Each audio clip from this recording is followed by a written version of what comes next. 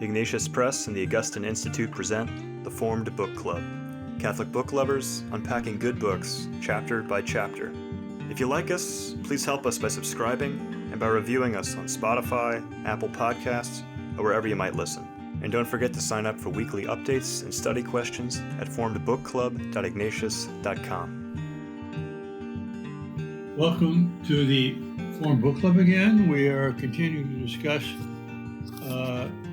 faith and reason.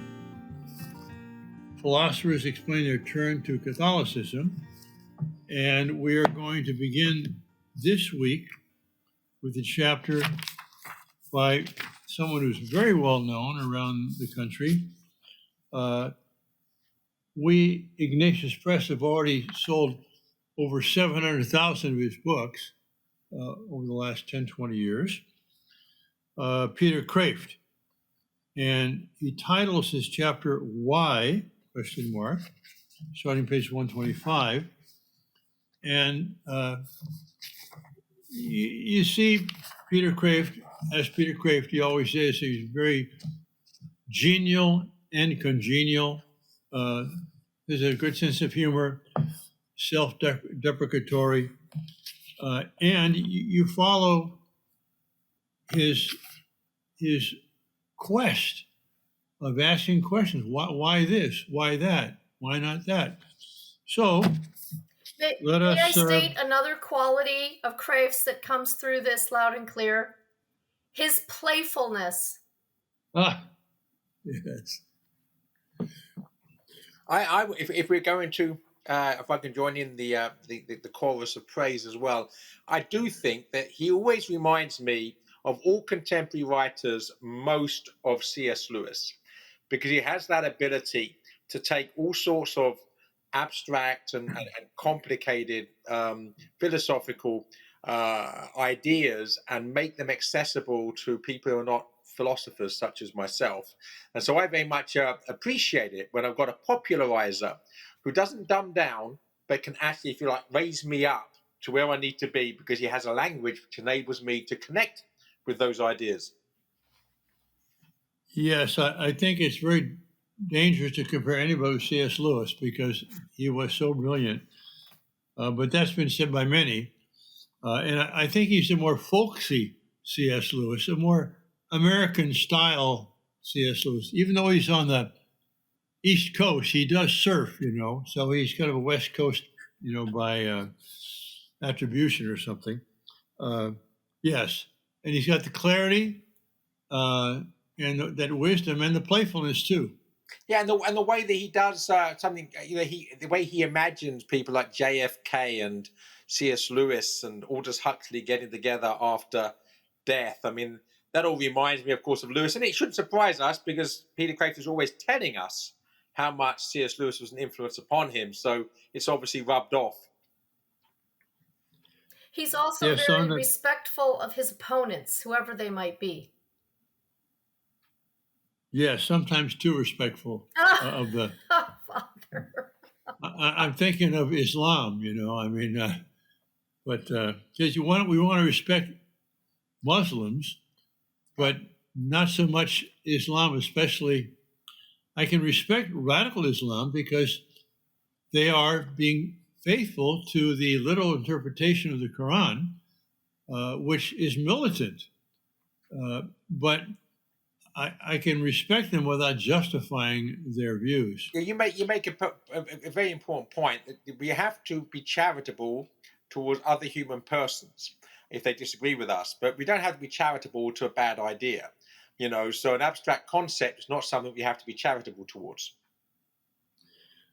And I will say that I believe that good as Peter Kreeft is, and he's excellent, he's been improved by the editorial processes we have here at Ignatius Press, because some of these, what I consider, a little beyond the envelope remarks, we've excised. And he's been very, reasonable about that. He's allowed us to do that. Also, something Lewis did not do, or at least did it in a way that was more subtle, Peter can sometimes descend into the bathroom humor, and or sometimes language which is a little bit risque. And we have, for the most part, modified that, for a better for the audience. I want to mention on something on page 125, the first page here, at the very bottom.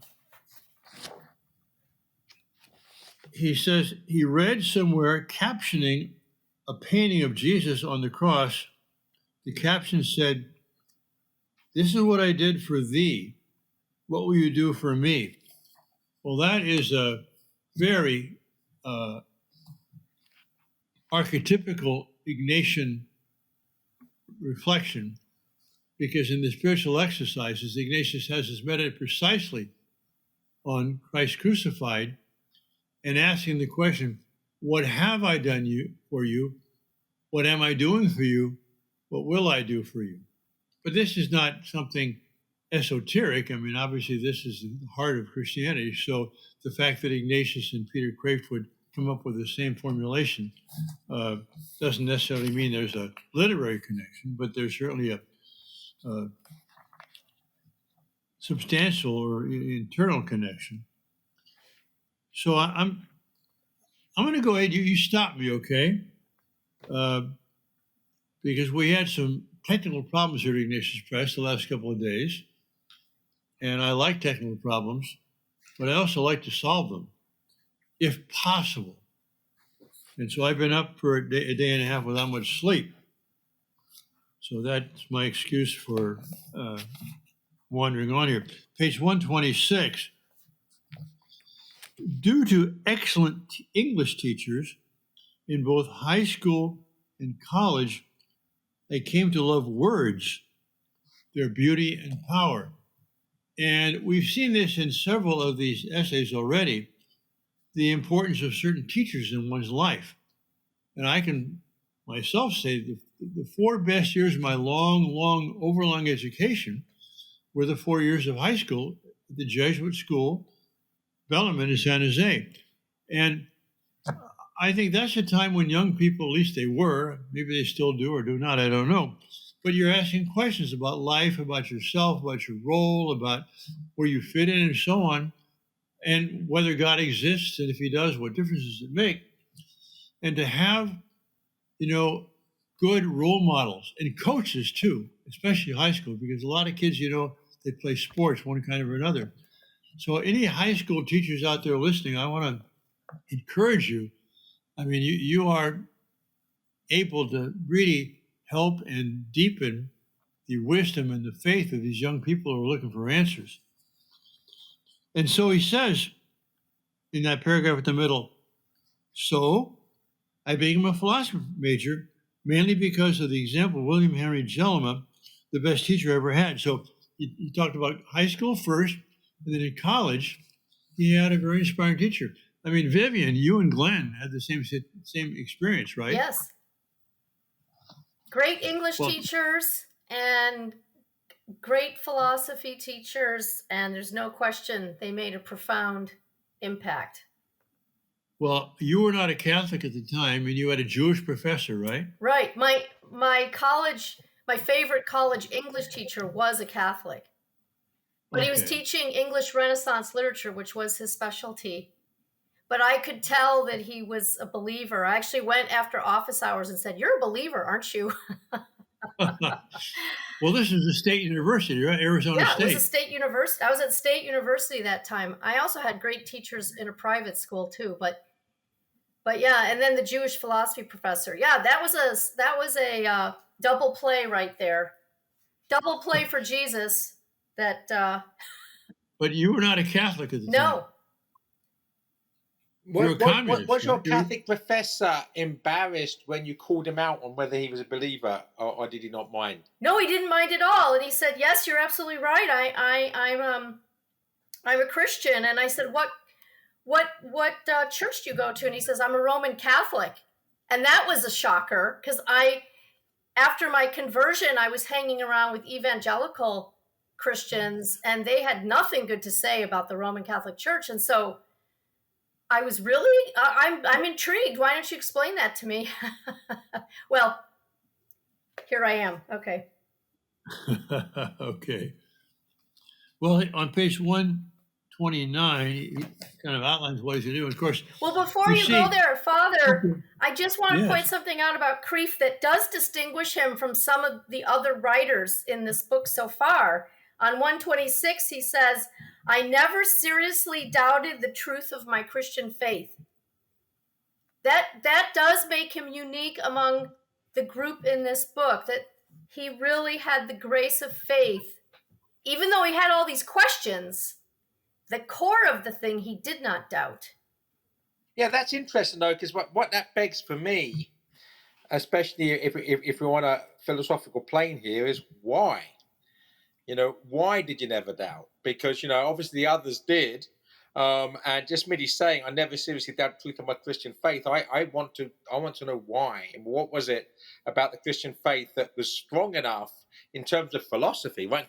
Include in terms of reason, because Peter Craft is clearly someone who reasons, right? Mm-hmm. And he's not just accepted it on blind faith. He's clearly thought, no, this makes sense, and there's no contrary viewpoint that's come at him in his inquiries that has shaken that.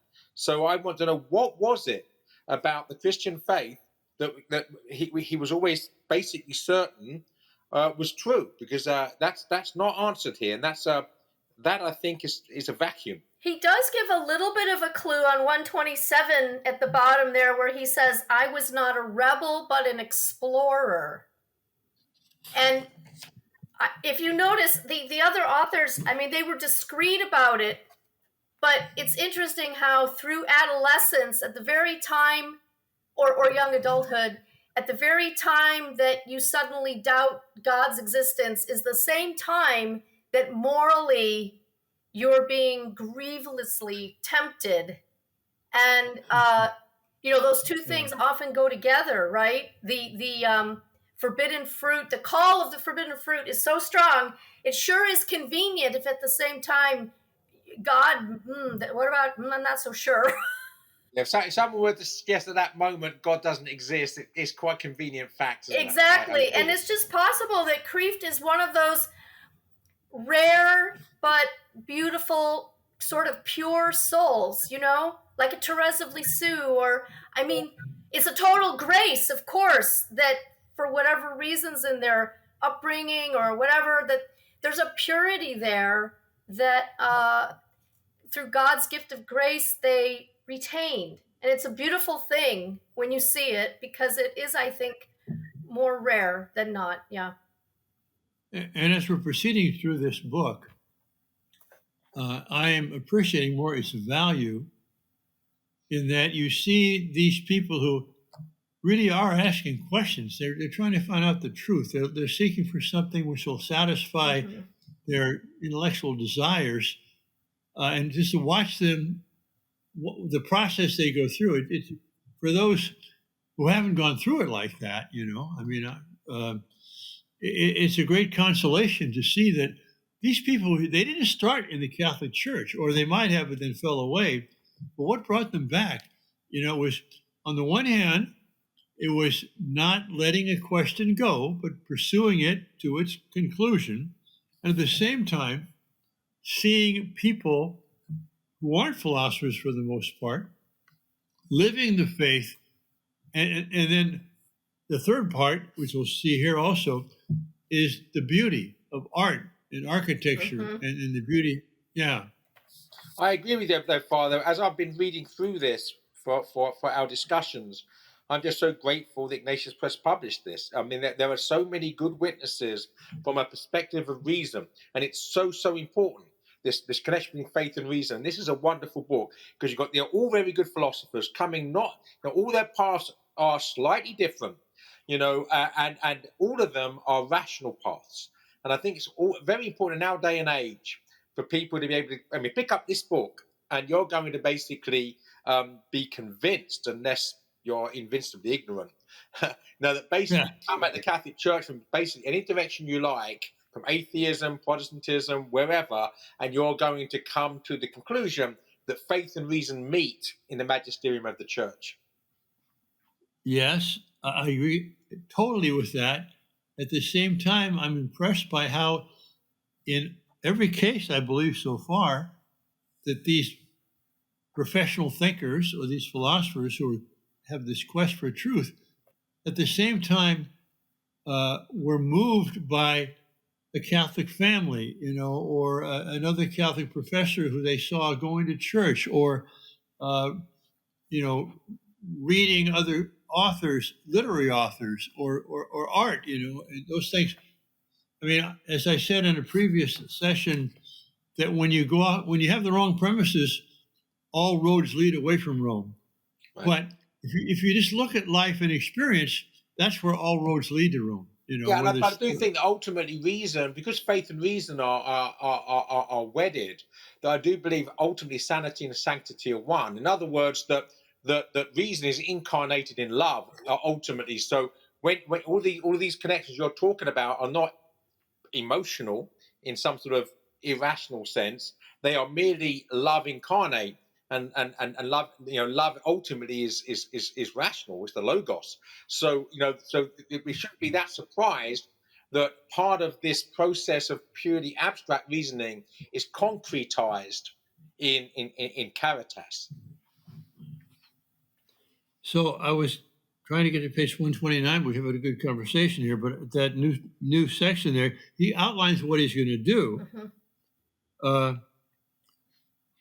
God responded to my 10 biggest fears, 1, my issues, 2, my whys, 3, in 3 ways, with arguments, with experiences, and with helpers, authors, educators. So here's where Peter Kreeft goes into his kind of systematic style, but he never loses the playfulness, even in that style. Mm-hmm. I note on page 131, and interrupt me if you have something before this, the bottom of the page. But I soon came to see the beauty of hierarchy and of authority and of obedience by reading C.S. Lewis, J.K. Chesterton, J.R. Tolkien. So we already know which authors to suggest to inquirers these days, What's interesting to me about that is that he was sort of at first led another direction by reading Dostoevsky, because he talks about the Grand Inquisitor. Of course, I believe he's a Jesuit priest, right? In the Brothers Karamazov. Yeah. And there is a lot of anti-Catholicism in Russian Orthodoxy for historical reasons and so on. And so there is, you read enough Dostoevsky, you do pick up the anti-Catholic thread. And so here, Kreeft, I mean, who doesn't love Dostoevsky, and who isn't brought into the presence of the living God by reading his works? But nevertheless, Kreeft picked up that thread, you see, and it wasn't until he read these other authors that he began to see that Catholicism wasn't the big boogeyman that he'd been led to believe it was, either by his Protestant upbringing or maybe whatever he picked up in Dostoevsky. Yeah, I would say as well, just on that, I mean, I also noted that even before this, on page 128, he mentions C.S. Lewis is surprised by joy. So the recurrence of these giant figures that, in some sense, are literary. That's the ironic thing about this, in some sense, right? These are, you would think about Lewis, first of all, as a literary figure, not as a philosopher. You think of Chesterton, first of all, as a literary figure, not a philosopher. Tolkien, certainly, as a literary figure, not a philosopher. And yet their names keep recurring. So this connection, basically, between the good, the true, and the beautiful, between that which is creative and that which is rational, and that they shouldn't be separated. Yes, and I think there's a kind of ascending order there, in a sense that, or descending. Lewis actually was a philosopher. I mean, he read philosophy, I believe, in Oxford or Cambridge, and he wrote books on literary criticism for sure. But he had a very deep philosophical training, which neither Tolkien nor Chesterton had. Mm-hmm. So, and as I've said many times, I think one of the key books of the 20th century was Lewis's Miracles, which is a philosophic book, but he writes it as a man of literature. That's what makes it so beautiful. Yeah. Yeah. I'm going to jump to page 140, so Go right intervene. ahead. Yeah. Joseph? No, I mean, I've got other things highlighted, but we need to move on. I'm quite happy to let you call the pace here. Well, he's talked about, arguments, but now on page 140, he talks about a new paragraph, the 10 crucial experiences he had. And what are the first three? As a Protestant coming into St. Patrick's Cathedral. I mean, even if you are a Catholic coming into that cathedral, the beautiful Gothic, the sense of wonder, the sense of awe that's there. But, if you, a church has been kind of a hall or an auditorium, walking into St. Patrick's, and especially now in New York, you got all these skyscrapers, and then down below you got this church, which is about 1/20th as tall as these skyscrapers. But the skyscrapers are functional and have a certain, awe-inspiring character to them. But you walk into them, what do you find? Oh, there's a receptionist there, and there's a security guard, and there's an elevator, and so on. You walk into St. Patrick's, and you smell the incense, you see people praying, you see the stained glass windows, you see the beautiful arches and everything. I mean, it takes your breath away. So that's one thing. And you know what else takes your breath away? I think the first time I was in St. Patrick's Cathedral, there was a bum in there in the back pew shaving with a dry razor. Mass is going on up at the front, and there he is at the back, and then knocking his razor on the pew to knock off the... And I said to myself then, I've come to the right place. If he can be here, I can be here. That's part of the beauty of the Catholic Church, actually. Her openness to the poor. Yeah, if I would say the other thing is, my other thought when you mentioned St. Patrick's Cathedral, I've only been there once or twice, but it reminds me of many similar churches in London. And I think that the thing about a beautiful, holy space in the midst of the mayhem of mammon, because all around everything's moving too fast, too frenetically, too unthinkingly, too utilitarianly, and then you move into this place of silence, of sanctity, and you realize it is like walking out of the wasteland into an oasis. And that's why I think these beautiful churches, even if they're in terms of size, are overshadowed by these temples to Mammon. Right, these are the oases in the desert, and that's why I think in the city, in the big modern city, in a place like St. Patrick's or St. Westminster Cathedral in London are absolutely crucial witnesses to timeless truths. And the Catholic Church is a transient civilization. That bum would not have been let into the Chrysler Building. Right. Right. But the doors of the church are open to him too. And that's part of the beauty of the church. You'll see it in San Francisco. Any huge city, you will see the poor inside those churches. Yeah. And there's a human element to it. I was at St. Patrick's Cathedral once. I was celebrating a mass. It was Mother Teresa was there, and she gave a little talk after communion, but Cardinal O'Connor was the main celebrant.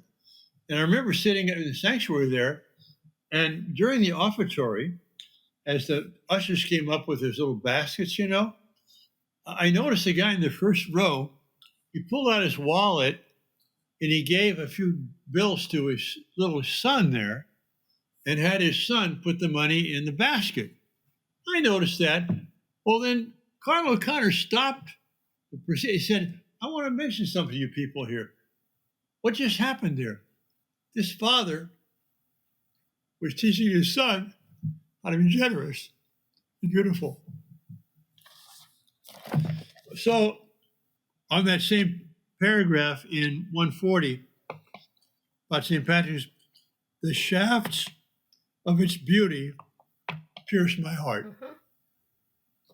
Second thing down where it says number 2 there, I listened to the sacred music of the Italian Renaissance composer Giovanni Palestrina for the first time, and that touched him too. And then number 3, my first Catholic saint it was St. John of the Cross. So we have Father, architecture, music, and so sanctity.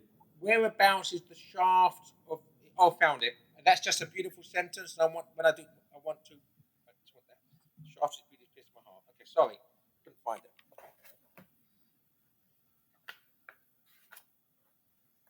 And again, the connection, we're talking about the connection between caritas and reason. What's the connection between beauty and reason, right? That the harmony that is present in beauty is something profoundly rational. Is Palestrina technically a Baroque composer rather than? No, he's pre-Baroque. He's Counter-Reformation. So he's the late 16th century. I think the Baroque is sort of late 17th century. I thought Counter-Reformation and Baroque go together. No, I think the Baroque is the decay of the Counter-Reformation. What? No. Even though I feel that way because I don't like the Rococo, which is the next step after Baroque. Well, that's not Baroque, yeah. Yeah, well, but it develops out of Baroque. Yes, but it's the foo-foo of, never mind. But the Baroque was part of the Catholic Church's response to the Reformation. Well, but not immediately. It does come after. The immediate response is the Council of Trent and what comes after. Palestrina is from that period, that first wave of the Catholic response to the first wave of the Protestant Reformation. And what we know as a Baroque was the following century, which is still part of the Catholic Reformation. I agree. Yeah, but because it's not that avant-garde. It's not that front line like the Jesuits. They were the front line soldiers in the war. But we were the ones who promoted Baroque. Yes. And also ballet. We were the ones who basically made ballet. But ballet's later still, Father. Well, don't confuse the issue with ballet, but the Jesuits did promote the Baroque. Absolutely. Yes, I'm not. But the Jesuits promoted the Baroque. The Jesuits, when they arrived in the mid-16th century, were around for centuries. So it's what they did 100 years later. I'm not arguing with. But what I'm saying is that there was this first wave of Catholic response to the Protestant Reformation. The Jesuits, St. Ignatius Loyola and Francis Xavier, were the first wave of that, as was the polyphony of Palestrina. It's at 16th century. The Baroque is 17th century. That's all I'm saying. So, Palestrina is a post-Trent composer, right? Yes, but if so, marginally. He's that sort of generation. And his music was promoted by the Catholic Reformation. Of course. Yes. So that's why I was just trying to bring that to light, because most people think of Renaissance as I was just arguing over the word Baroque. I apologize. Yeah. I mean, these labels aren't always helpful. I was just trying to put Palestrina on the timeline for people that his music was promoted by the Catholic Counter-Reformation. I just wanted to make sure that was right, but I think connected. Whether you call him Renaissance or Baroque is not important to me. I was just trying to make the connection that his music was part of the Catholic Counter-Reformation. Whether that's Renaissance or Baroque, I don't care. Part of that Catholic Reformation or Catholic Counter-Reformation, again, problem with terms, the response to Protestantism was beauty. As well as reason, as well as arguing theologically, right? We'll show the alternative way as you're practicing iconoclasm. Yes, right. We are going to promote great art, in terms of architecture, in terms of music, in terms of painting, and that in many ways was a greater witness, because this is what we do. What are you doing? You're just destroying it. And it was also the kind of beauty, whether architecture or music or other things, that was to help bring people closer in.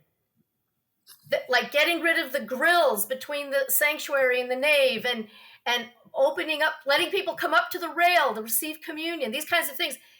However, points of difference you might have in the aesthetic of the thing, the movement was to try to bring the people closer in to the mysteries the church celebrates.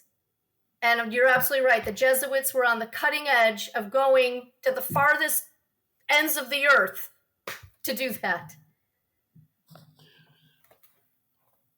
on page 148, first sentence of the second paragraph there. The three most important choices in your life are the choice of a church, a spouse, and a career. And that resonated with me because that was my philosophy of life as a young man in college, that you needed a good religion, a good job, and as a man, a good wife. And that was the philosophy that I explained to this young woman that I was dating. Thinking, okay, I said, well, I figured out the religious thing, and because I'm going to college, I'm doing pretty well, I'll get a good job, but there's one thing left, Unfortunately, it turned out that before I began talking about my philosophy, she had decided to enter the convent.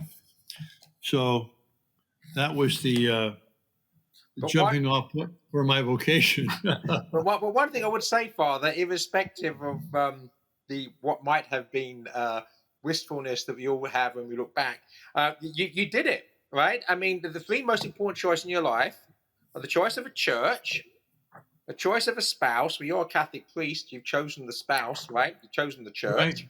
And a career, you've chosen a priest. I mean, you become a priest. I mean, basically, you have, in some sense, in a triune sense, right? You've done that because the church. You chose the church, the Catholic Church. You chose a spouse, a Catholic Church. The Catholic Church. You chose a career, the Catholic Church. Right? There's a triune splendor actually in your living out the philosophy you had as a youth. He's a walking 3-in-1.